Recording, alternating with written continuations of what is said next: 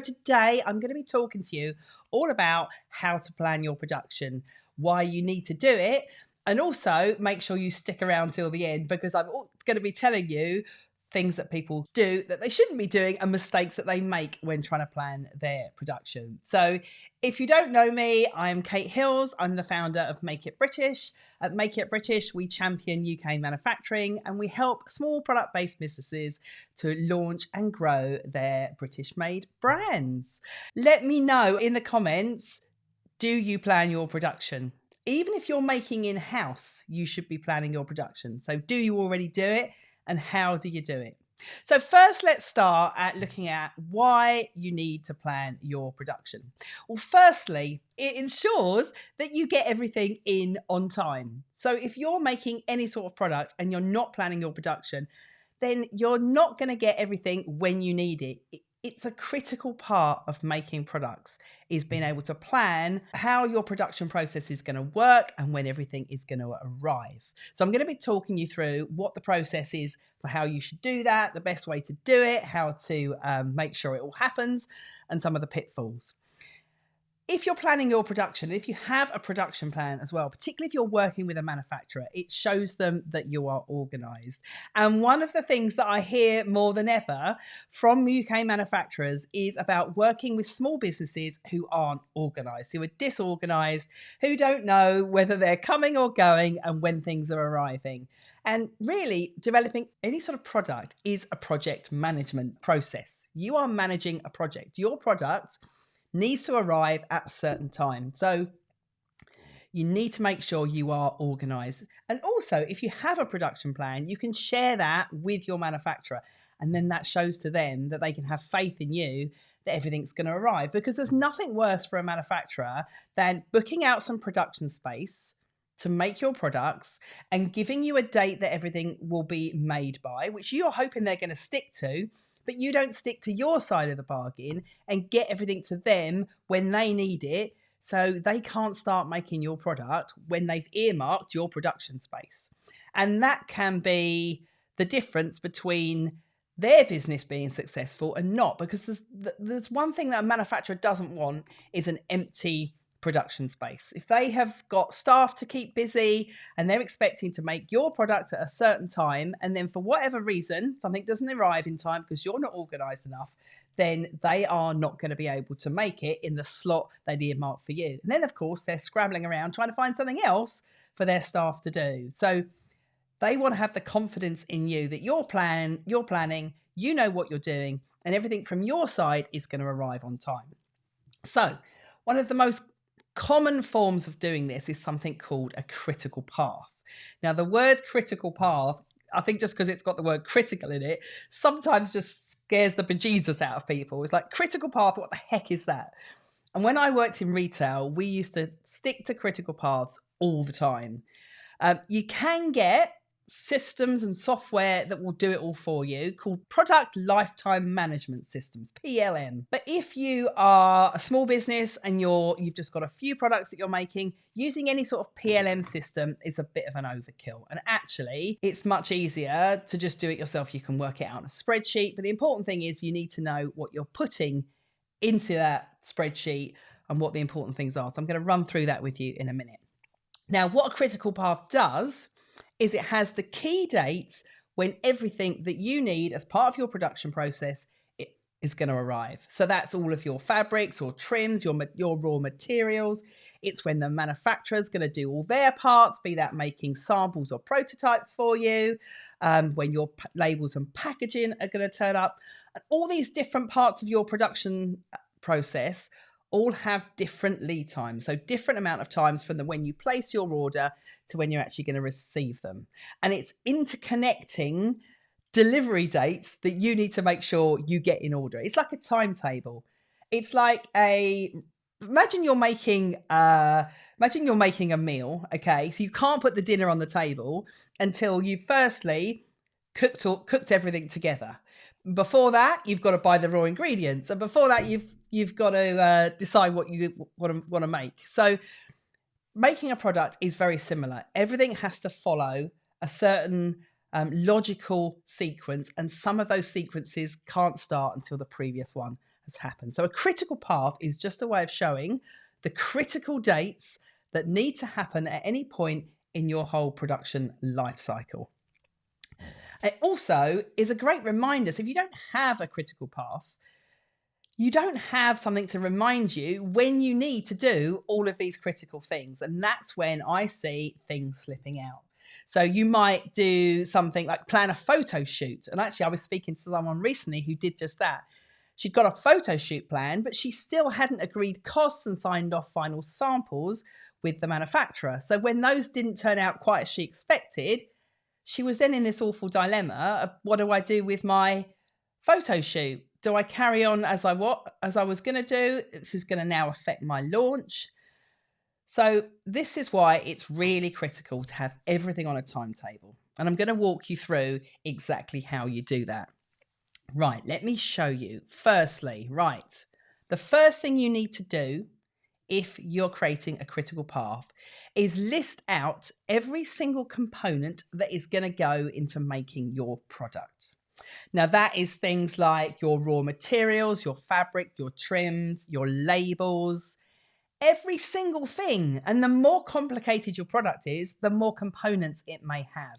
And each one of those product components will have a different lead time, which then brings me on to number 2 is list out the production stage, every production stage for your product that goes into making your product. So for instance, you might have make the first sample, approve the first sample, make the second sample, approve the second sample. You might have to put in, if it's a product someone's going to wear, you might have to fit in some time to do the fit on that product. You will then have the actual time that the factory might be cutting the fabric if you're making a garment. Then the time it will take them to do the stitching, and then the quality control process at the end, and then the packing. So each one of these stages will take a certain amount of time. So that brings me on to number 3, which is writing down the lead time for each component and production stage. So what you're going to end up with is a very long list of every single process. So that will look something like order my labels. Right, okay, I know they're going to take X amount of time, 6 weeks, okay? And I'm going to order my fabric, and I know that's going to take 4 weeks. And I'm going to sign off my sample. That's going to take 3 weeks. And what you'll find is you start to have a bit of an overlap. You'll start to see that your fabric might take 6 weeks to order, but your trims might only take 3, but you can't start doing the production until you've got both. So it's really important to ask your manufacturer or your suppliers what the lead times are for absolutely everything. Okay? Really, really important. And then what you do is you start with your launch date. So you'll have an idea in your head of when you want to launch your product, and you work backwards. So if you start on a calendar and say, okay, I want to launch in April, what are the stages from working backwards? So the final thing is the product is finished. But before that, what's the length of time that it's going to take the factory to pack it? What's the length of time before that it's going to take the factory to make it? What's the time before that it's going to take them to cut it, and start working backwards? So what you'll find as you go all the way back, you'll get to a date where you need to order those first components and raw materials. What you might find is that goes back so far that you actually need to push your launch date back.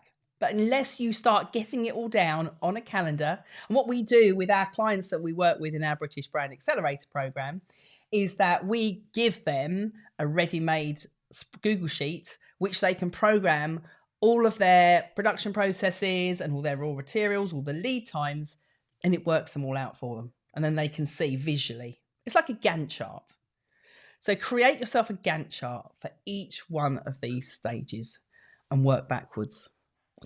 But don't do it the other way around and set a launch date, but then start ordering things and wondering why you can't hit that launch date.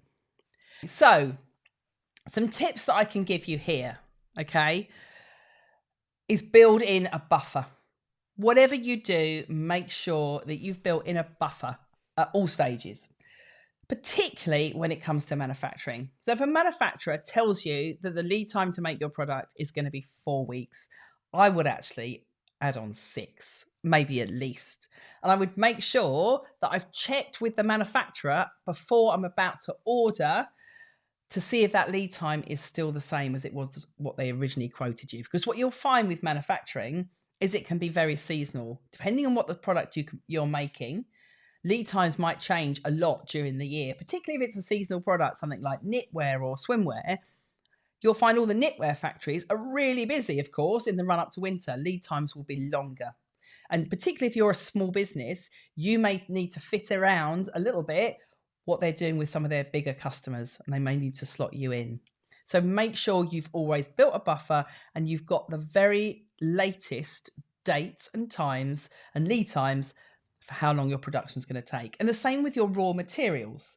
Make sure that you know what the current lead times are, particularly if you're ordering anything from overseas, because ordering raw materials from overseas can often mean that things can get delayed at customs. Shipping can take longer than you were actually expecting. So again, that's why it's a really good idea to build in a buffer. And do bear in mind that those lead times, those manufacturing lead times can change. So the mistakes that I see people make when they're trying to plan their production, the things that I see people doing wrong are not making decisions on time. And back when I was a buyer, this is one of the first things you learn as on the hard way, is that you don't make critical decisions on time. You expect a manufacturer to stick to the days they've given you, but they send you something to approve. Maybe it's a first sample, maybe it's something you've got to check for fit. And you don't make that decision. You sit on it for a while and you don't get back to them quick enough. And that can just push everything out. So make sure that if it's a decision that you have to make on the critical path, you make it on the day that you need to make it. Don't dither about it. Don't sit there umming and ahhing. And if you do find that the decision you make impacts the length of time from the next stages, for the production stages, that you go back to amend your critical path as you go along. It's a working document. So you should always be checking and seeing what are the dates, what are the lead times, and am I still on target? Like the person I referred to with her photo shoot, she got to the very final moment when she had a photo shoot next week, and she was now at the stage where her final sample wasn't where she needed it to be, and it was going to push out that photo shoot. Now, if she'd made checks with the manufacturer at an earlier stage and checked as she'd gone along, she would have realised she probably wasn't going to hit that date for the photo shoot, and she would have had a chance to push it back. But then there was that knock-on effect of having to cancel the photo shoot, reschedule the photographer, reschedule the models, everything like that. So you really do have to think on your feet when you're making a product, and you need to make sure that you're keeping your side of the bargain and you're making those decisions on time. The other big mistake that I see people making is forgetting to order labels and packaging until it's too late. Now, even if your labels and packaging are coming from the UK, this is often one of the things with the longest lead time, depending on what your packaging is. But your manufacturers won't start making your products, certainly until they've got labels, if they've got to attach the labels into the product on the production line. But also, if you're expecting them to put the packaging on the product at the end when they do the quality control, and if they haven't got it, then they may refuse to start working on your product. So you need to make sure you've ordered your labels and packaging. They're not an afterthought. They're intrinsic to making your product. And you need to make sure you've built in the lead times for them. And you also need to make sure, even if you're making your product in-house yourself or someone else is making it for you in-house, that you've got a critical path, even if that's just for your raw materials, and knowing how long it takes you to make something. So you need to make sure you've got that planned out as well if you're making your product in-house. So I hope that helps. If you have any questions about whether you should be doing a critical path, how you should do it, what it should look like, I'd love to hear from you. Before I go, I also want to tell you, all about the Make It British Virtual Forum, which is happening on the 3rd of November. It's happening all day on the 3rd. If you like the tips and tricks that I share with you on this YouTube channel and on my podcast, then make sure you come along to the forum. The tickets are just £19. They are the early bird tickets. They're available for just a few more days. There's going to be lots of UK made brands there for you to network with. There'll be manufacturers, there'll be people to spark ideas. We'll be covering all sorts of topics from pricing and funding, how to launch and grow your UK made brand. So that's the Make It British Forum, and it's the Make It British Virtual Forum. It's happening online, so you can come along and watch it from the comfort of your own desk. And also, when you buy a ticket, you get access to the recordings for a whole 7 days afterwards. So if you can't make all of them, but do try and come along on the actual day. We did it this time last year, and it was lots of fun. There was tons of networking to be had in the chat. We do have as well a special second day, which is by invitation only, which you'll find out how you can apply to be there if you come along on the main day. So that's the 3rd of November, Thursday, the 3rd of November, the Make It British Virtual Forum. So I hope to see you there.